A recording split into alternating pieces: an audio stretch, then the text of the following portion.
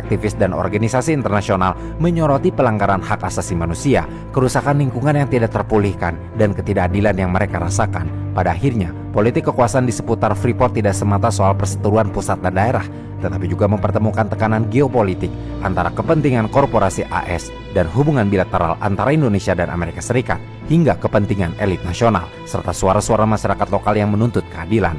Hasilnya adalah sebuah sejarah panjang dari kompromi, tekanan, dan negosiasi di mana klausul hukum, keputusan politis, dan tindakan keamanan saling membentuk nasib operasi tambang raksasa, pemerintah, dan masyarakat lokal.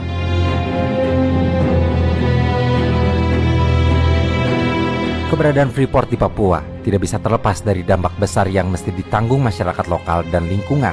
Jika di pusat tambang dan pemerintahan ini disebut sebagai sumber devisa, di tanah Papua justru kerap dipandang sebagai simbol penderitaan, ketidakadilan, dan luka ekologis yang sulit dipulihkan. Sejak awal beroperasi di wilayah Edsberg pada tahun 1973 hingga Grasberg sejak tahun 1988 hingga saat ini, jejak sosial dan lingkungan yang ditinggalkan Freeport menimbulkan kontroversi besar. Kehadiran Freeport telah memberi dampak langsung kepada suku Amungme yang mendiami dataran tinggi di sekitar Grasberg dan Edsberg, lalu kepada suku Kamoro yang mendiami dataran rendah dan pesisir selatan. Bagi suku Amungme, gunung adalah tanah keramat, bagian dari kosmologi yang tidak boleh dirusak. Namun Freeport malah menambang langsung di jantung wilayah sakral mereka.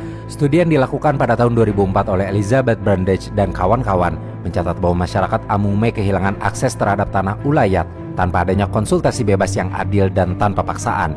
Ini artinya masyarakat Amungme tidak diberikan hak untuk menolak atau menyetujui proyek ini secara sukarela dan setelah mendapatkan informasi yang lengkap. Sebaliknya, mereka justru dihadapkan dengan penempatan aparat militer untuk menjamin keamanan operasi tambang yang dalam konteks ini dianggap sebagai alat untuk menekan dan mengintimidasi masyarakat Amungme sehingga mereka tidak memiliki pilihan selain melepaskan tanahnya.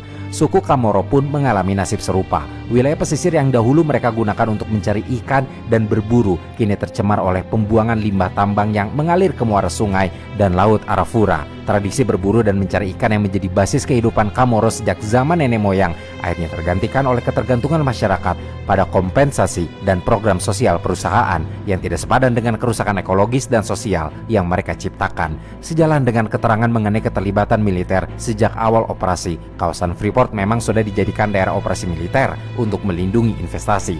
Hal ini menimbulkan luka sosial yang mendalam. Laporan Human Rights Watch dengan judul Too High a Price telah mendokumentasikan bagaimana Freeport memberikan dana jutaan dolar per tahun kepada TNI dan Polri untuk jasa keamanan. Hubungan ini menurut Human Rights Watch berkontribusi pada pelanggaran HAM termasuk intimidasi, penggusuran paksa, dan kekerasan terhadap masyarakat lokal yang hanya ingin